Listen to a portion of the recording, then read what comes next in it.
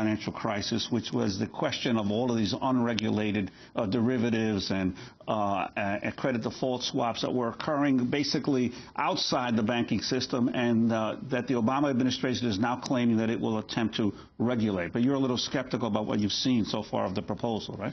The proposal has said, quote, it will regulate standardized OTC, which are over-the-counter, these types of derivatives. Standardized meaning the ones that basically are so generic they're not actually that harmful. What was harmful in this particular saga were things called CDOs, which were collateralized debt obligations, which were packages of derivatives and all sorts of other things combined with loans and other types of securities. And 2 trillion of those were issued. But the leverage, or the amount that banks could borrow on the back of that, ranged from 10 to 30 times. So a $2 trillion set of stuff became something like a $20 trillion to $60 trillion set of risk.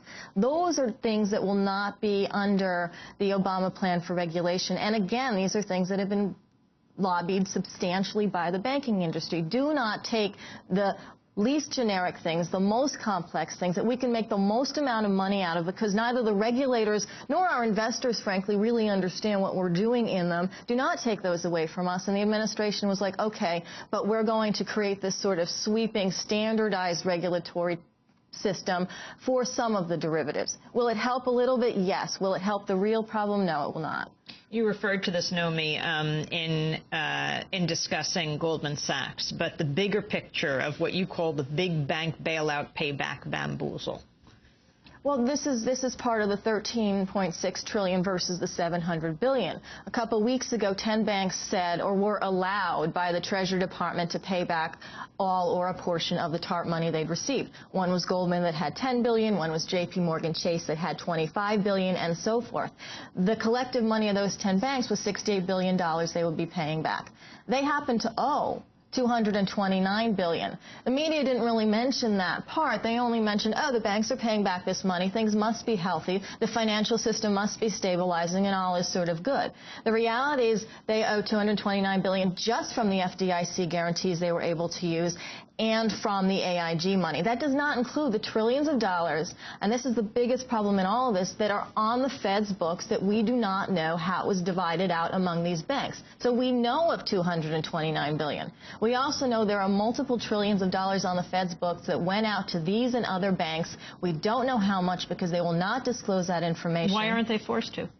Well, this is the biggest part of both the overhaul that Obama has mentioned and also the fact that the Fed is the most powerful regulator already. They're responsible for the banking system. They're responsible for subsidizing it. There have been multiple FOIA requests, Freedom of Information Act requests, to the Fed from bodies between, I worked with the Nation to try to get information, through to Bloomberg, to Fox. The entire spectrum of media has tried to get information from the Fed on these loans, and the Fed has basically said, and Bernanke has said this to the Senate and to the House, that this would actually be dangerous. It would be dangerous to give this information out because somehow if people knew, it would create some larger catastrophic situation. The reality is we kind of know who these banks are. The bigger banks have the tightest relationship with the Fed. They actually own portions of the Fed because they actually own shares in the Fed. They have an incredibly symbiotic relationship, and they've gotten trillions of dollars of subsidies. We don't know what the Fed won't say. The Fed hasn't been made to say.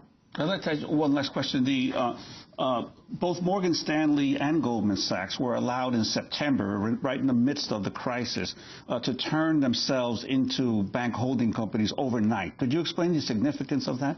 Yeah, there was a chaotic Sunday evening, September 21st, where Goldman Sachs and Morgan Stanley noted that Lehman Brothers had just fallen apart, that they actually did not have enough money to pay their ongoing day-to-day debts. They were literally about to become insolvent, one or both of these institutions. The only thing that they could do is push the Fed to allow them to become bank holding companies, which would give them access to federal subsidies. Just legally, in terms of the legislative construct, if they get to be a bank holding company, they get more access to our money. So they said, okay, the Fed at night on a Sunday, without even waiting for the 5-day mandatory antitrust period, decided, okay, fine. That enabled Morgan Stanley and Goldman Sachs to become bank holding companies, to get under the public subsidy tent and to get a lot of this money, the FDIC guarantees, the Fed backing, and everything else. And that was the Fed's decision. They could have said no. They said, come on, and we'll do it really quick. Just tell us where to sign. Nomi Prins, I want to thank you for being with us. Nomi Prins is an economist. She used to work with Goldman Sachs and Bear Stearns.